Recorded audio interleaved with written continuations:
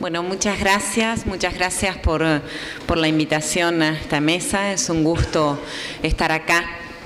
Pensaba recién cuando hablaba el decano Escaturici que durante estas semanas, estos meses, ha tenido un trabajo intenso pasando por cada una de las facultades para contarnos, para explicarnos la nueva ley de agricultura familiar, para ver sus alcances, para ver cómo desde cada facultad podemos aportar.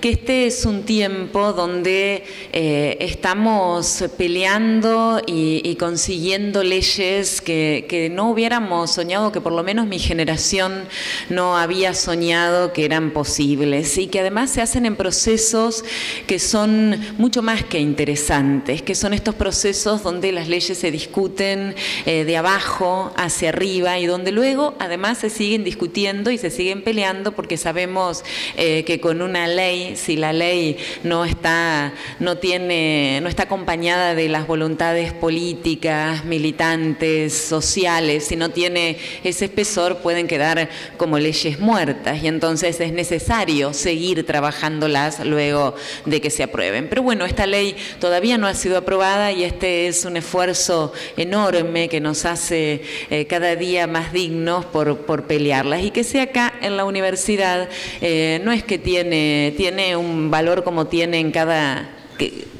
como tiene en cada lugar que se discute. No es que quiero señalar que es el más importante, ni mucho menos, pero tiene la particularidad también de que es más fácil convocar también a las diferentes disciplinas, a los diferentes recorridos, e incluso actores que en principio no podíamos sentir que esta ley no tenía que ver con nosotros, y que nos obliga esta convocatoria a pensar cuánto tiene efectivamente que ver con todos los que habitamos este lugar del mundo, todos los que habitamos esta patria. Yo pensaba también cómo cuando me convocaron, cómo cuando yo entré a estudiar en la Facultad de Periodismo y Comunicación Social, uno podía elegir a fines de los 80, en el año 89, un año además, bueno, como un año emblemático, no porque el neoliberalismo haya empezado ahí, pero un año emblemático del neoliberalismo, un año donde, bueno, el año en que ganó Menem, el año en que caía el muro de Berlín, y no solamente caía, sino que se vendían sus pedazos, se vendían los pedacitos, se podían comprar en el mercado, y se decía que la alternativa de otro mundo no era más posible y que teníamos que aceptar que era para siempre, ¿no? Y en ese año en que yo entré a estudiar, había dos posibilidades para el que entraba. O podía estudiar una orientación ligada al periodismo, y estudiar periodismo era estudiar para ser empleado de grandes medios empresariales que tenían a la información como una mercancía que se compraba y se vendía en el mercado. Ese era el lugar básicamente al cual ir. O prepararnos en otra orientación que tenía que ver con lo que de manera seguramente simplificadora se llamaba la comunicación social.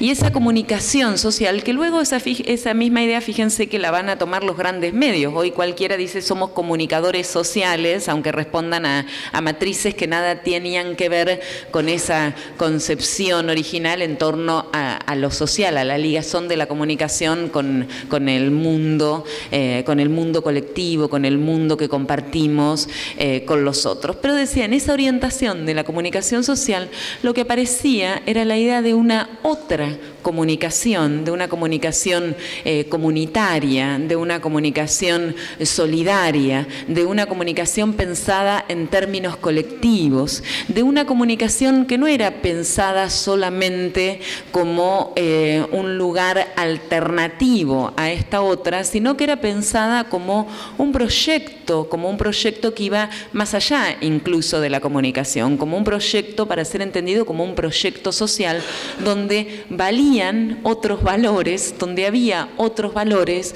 que eran distintos a los del capital. La finalidad no era la finalidad del capital.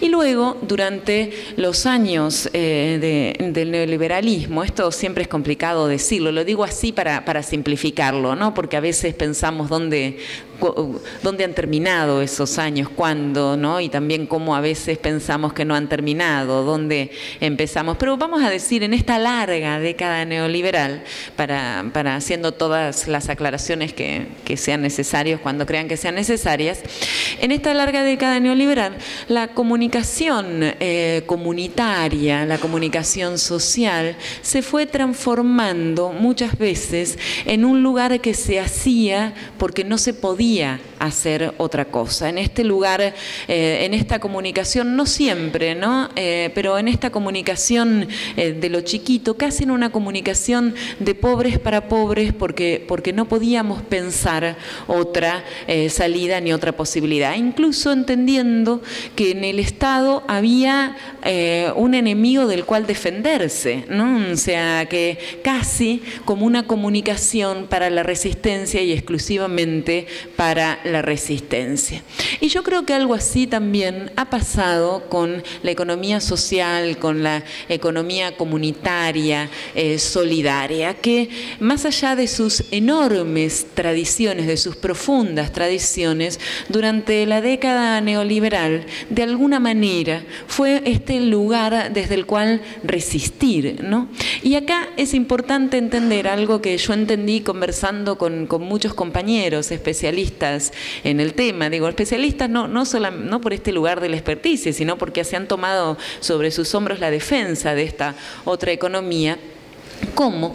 Hay como dos grandes lugares para pensar la economía solidaria, la economía social. Una es aquella que la tiene como objetivo en sí misma, ¿no?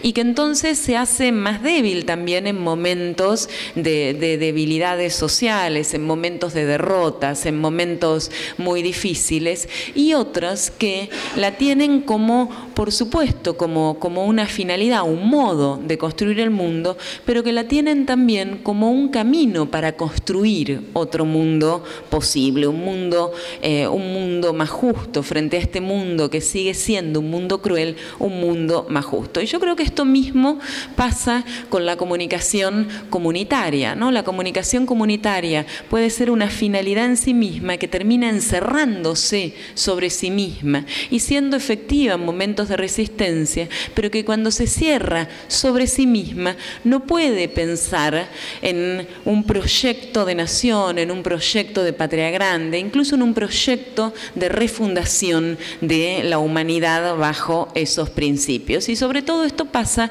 en momentos muy adversos, en momentos muy difíciles. Este es un momento que por supuesto sigue siendo muy adverso para muchísimos y seguimos viviendo en un mundo que se caracteriza, por suerte no es su única característica, pero un mundo que se caracteriza por una enorme crueldad para grandes mayorías.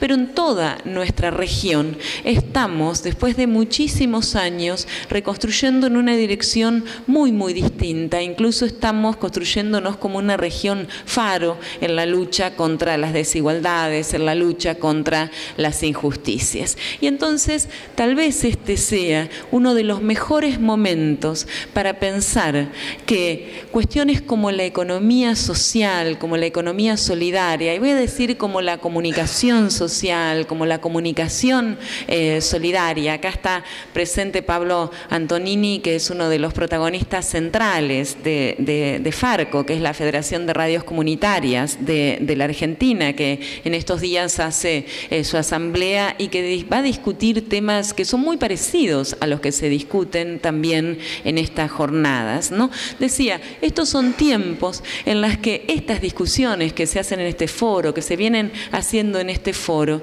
pueden pensar un horizonte muchísimo más grande para la economía social que el de aquel que nos replegaba a la idea de la resistencia. Y que nos pueden llevar a pensar cómo, incluso como política de Estado, puede aparecer el horizonte de una una economía social y solidaria para la grandeza de la patria. Así que festejo este tipo de encuentros, agradezco la invitación a la facultad a participar de ellos. Vamos a estar participando además en diferentes actividades y por supuesto vamos a aportar desde toda la experiencia en comunicación, también vamos a aportar a que esta ley salga, porque esta es una ley que tiene que salir y cuando salga, cuando estemos festejando que se haya aprobado, también vamos a estar defendiéndola para que sea una realidad efectiva. Muchas gracias.